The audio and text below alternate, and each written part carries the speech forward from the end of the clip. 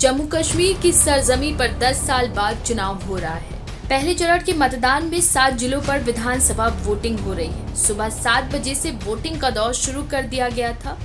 Polling booth पर लगातार vote के लिए लोगों का आवागमन लगा हुआ है। जम्मू कश्मीर की आवाम के लिए ये चुनाव इसलिए भी खास है क्योंकि वहां की आवाम को वोटिंग का मौका पूरे 10 साल बाद मिला है। इस दौरान सुरक्षा व्यवस्था के कड़े इंतजाम भी किए गए।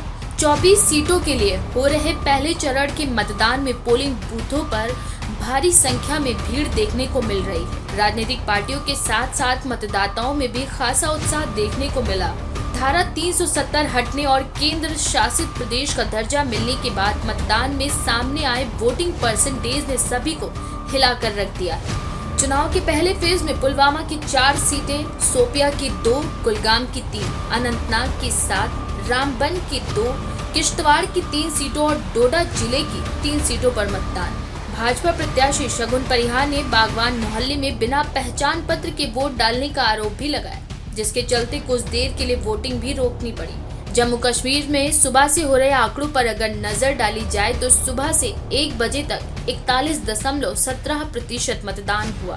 किश्तवाड़ में 56.86% मतदान हुआ, जबकि सबसे कम पुलवामा में 29.84% वोट डाले गए। 3 बजे तक 50.65% मतदान संपन्न कराया गया। वहीं अगर प्रत्येक जिलों की बात की जाए तो अनंतनाग में 37.90%, डोडा में 50.81%, किश्तवाड़ में 56.86%, कुलगाम में 39.91%, पुलवामा में 29.68%, रामबन 49.68%, शोपियां 38.72%।